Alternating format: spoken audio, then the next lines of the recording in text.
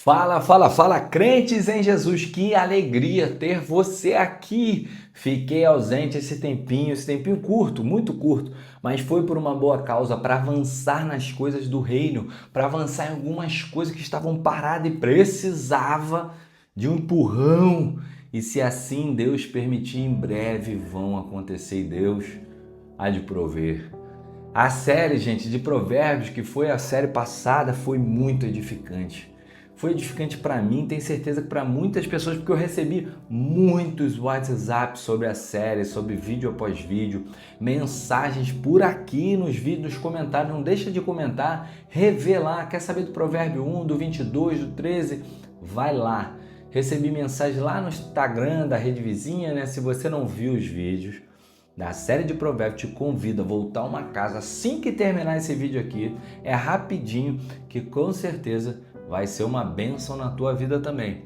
E estamos então, gente, começando hoje uma série, uma nova série, a série Verdades de Deus.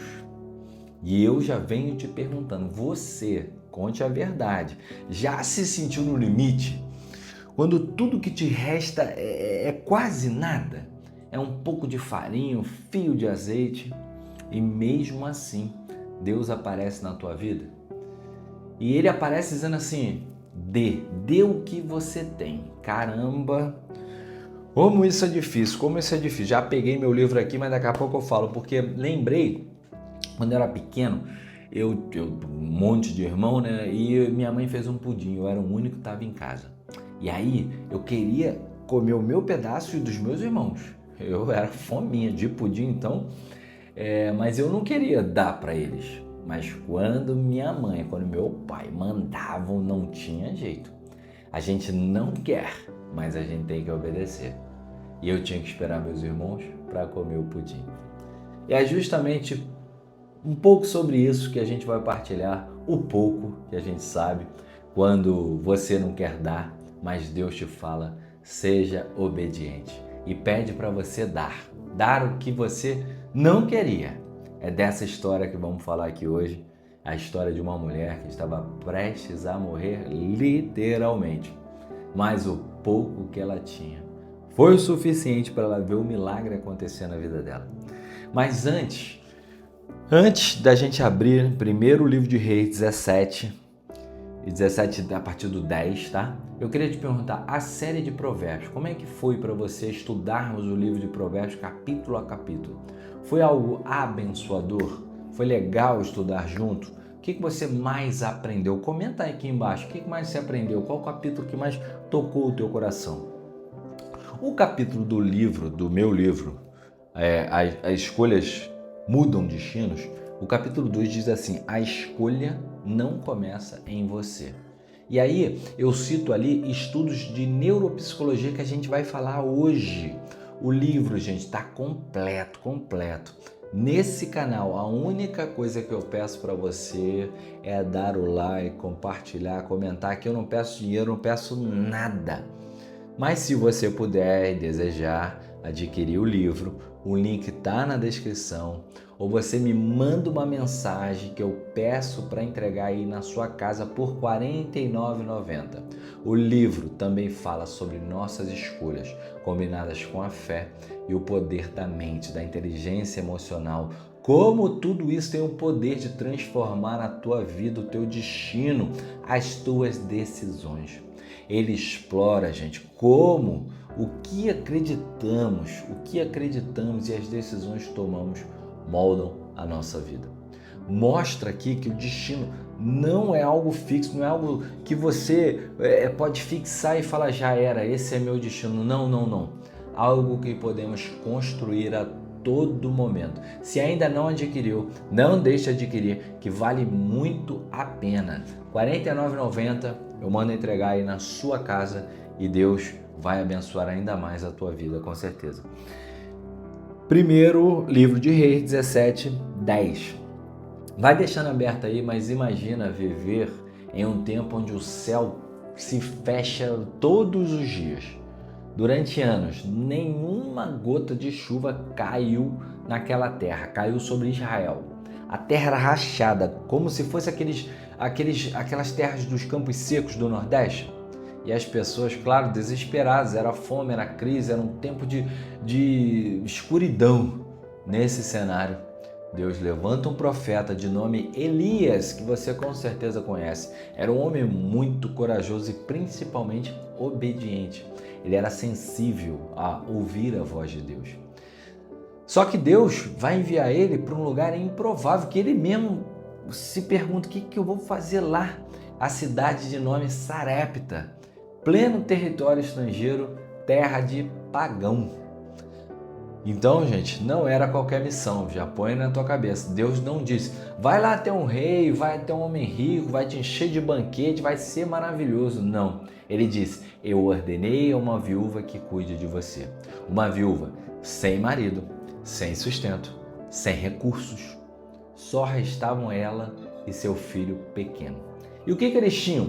Um punhado de farinha, um pouquinho de azeite, e ela tinha a certeza que morreria.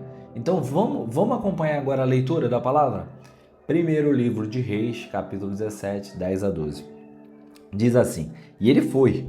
Quando chegou à porta da cidade, encontrou uma viúva que estava colhendo gravetos. Ele a chamou e perguntou: pode me trazer um pouco d'água numa jarra para eu beber?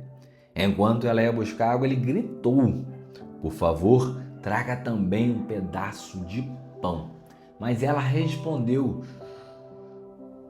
juro pelo nome do Senhor, o teu Deus, que não tenho nenhum pedaço de pão. Só um punhado de farinha no jarro e um pouco de azeite na botija. E estou apanhando, algumas bíblias vão dizer, uns 2 gravetos para levar para casa e preparar uma refeição para mim e para meu filho, para que comamos, depois morramos. Gente. Agora, vamos parar e pensar aqui. Essa mulher já estava se despedindo da vida, ela estava em luto pela própria morte dela. Ela não era rica, não era influente, não era ninguém forte.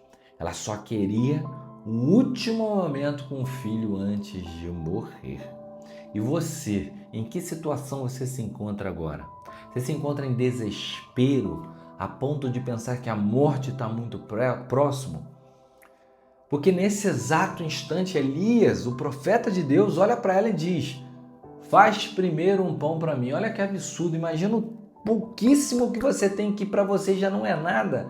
Alguém chega e fala: faz para mim, dá para mim. Gente, você ouviu certo. Primeiro para ele. Como assim? Como alguém, um profeta, um grande profeta, um enviado de Deus, pode pedir isso para uma mãe que está prestes a morrer com seu filho? Como alguém pode exigir o último pão de uma mulher que está naquele luto antecipado? Mas é aqui que o céu vai tremer, o céu vai agir.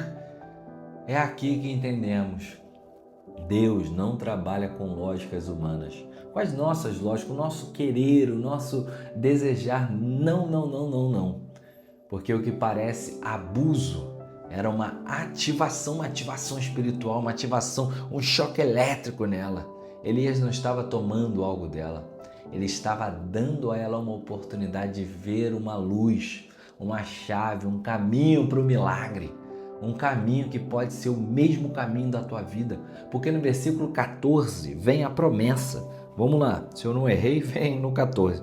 Pois assim diz o Senhor, o Deus de Israel: a farinha na vasilha não se acabará. Não se acabará. Gente, se foi Deus quem falou, foi Deus quem mandou, eu não sei qual foi a ordem, pois a promessa é para você. A promessa, eu não sou profeta para chegar para você e mandar. Eu posso ser usado pelo Espírito Santo para você ouvir aqui. Mas a promessa é a tua. Se ele mandou avançar, avance. Se ele mandou recuar, recue. Parar, pare. Faça o que ele te pediu, o que ele te ordenou, para que ele cumpra o que te prometeu. Olha só, eu vou repetir, olha que maravilha o 14. A farinha da vasilha não se acabará e o azeite da botija não secará, até o dia que o Senhor fizer chover sobre essa terra, uma terra seca. e não vai faltar até o dia que o Senhor fizer sobre aquela terra, a terra de pagão, a terra de dificuldade. Sua farinha, gente, não vai acabar. Teus sonhos não terminaram aqui. Tua vida vai avançar. Você vai vencer, você vai prosperar. Se assim em nome de Jesus, o nosso Deus quiser, tá bom? Mas ele tá te pedindo assim, meu filho, minha filha, dê o pouco que você tem. Fazendo isso, Deus fará com que você e a tua casa nunca falte nada. E tem muito mais. Deus sempre tem muito mais. E então, o que aconteceu na história para você continuar? A história é muito boa. A viúva olha para o filho, olha para o punhado de farinha, olha para o estranho, o profeta estranho que ela nunca tinha visto antes e entrega. Ela faz o pão e não come. Ela entrega primeiro para Elias, como ele pediu, como Deus nos pede com o dízimo. E nesse ato simples, nesse gesto invisível, ela ativa algo que é eterno. O céu se moveu naquele instante. Não houve trovão, não houve fogo, não teve fogo caindo do céu como já acontecia com Elias, mas ali dentro de casa, em silêncio, o milagre começou, como diz Mateus 6. Entra no teu quarto, fala com ele, o milagre começa com teus joelhos no chão no quarto. Teu azeite não vai secar, o milagre pode acontecer. Dia após dia ela abriu o pote e encontrava o que era suficiente. Não era aquela abundância exagerada, não é e não precisa. Era a provisão que a gente precisa todos os dias. Deus não encheu os celeiros dela, Ele encheu a esperança que vem da gente, das nossas emoções, do nosso coração. E isso era tudo que ela precisava. Talvez o milagre que você está esperando hoje não venha do muito, mas da tua disposição de entregar o pouco. Talvez Deus não vá te dar um estoque, algo magnífico, mas vai garantir que a cada dia você tenha exatamente aquilo que precisa. Sabe o que é mais lindo nessa história? A viúva não só sobreviveu, mas ela viu com os próprios olhos o caráter de um Deus que não abandona quem confia nele. E você sente que só tem um pouco hoje? É a pouca fé, a pouca energia, poucos recursos, seja lá o que for. Talvez você esteja vivendo seus últimos gravetos, mas deixa eu te lembrar de uma verdade de Deus. Ele nunca precisou de muito. Ele só precisa do teu coração, do que sobrou. E o seu coração seja disposto a entregar o que sobrou.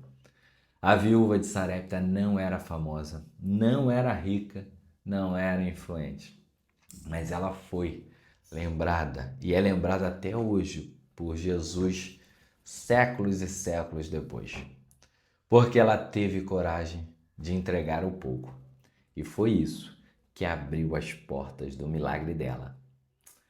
E agora, o que está faltando para o teu milagre? Eu quero falar com você que chegou até aqui, que acompanhou até aqui. Você que está vivendo um tempo de escassez, de dificuldade financeira, de saúde, de crise familiar, crise no casamento, que está pensando em desistir, que sente que não tem nada mais para oferecer no ambiente que você está. Usa o pouco que você tem, pessoa. Usa o pouco que você tem. É aí que Deus vai começar. É aí que o milagre começa a nascer. Deus, escreve aí nos comentários. Deus pode usar o pouco que eu tenho. Escreve aí nos comentários. Deus pode usar o pouco que eu tenho. Vamos levantar um exército de oração por aqui. Um exército de fé, mesmo em tempos difíceis. Compartilhe esse vídeo com alguém que você sabe que está se sentindo sem uma saída. Você pode ser esse pouco que faltava, a voz da esperança na vida dessa pessoa hoje. Então também curte, inscreva-se no canal, ativa o sininho aí. Toda semana a gente tem palavra viva para te lembrar aqui que você não está sozinha, você não está sozinho. E o pouco que você tem já é o suficiente para o Deus eterno chegar na tua vida. Meu desejo hoje, gente, é que você tenha paz e vitórias na tua jornada e a tua botija, teu azeite encha, teus celeiros possam se encher, se assim Deus permitir, Deus quiser. Tudo é por Ele, para Ele. Então, que você hoje tenha consciência que o pouco que você tem pode ser muito para outra pessoa. Conversa com Deus, fala com Ele, ora, que no momento certo Ele vai te falar, Ele vai te ouvir, vai te direcionar. Que Deus esteja com você no dia de hoje. Um forte abraço, um excelente dia.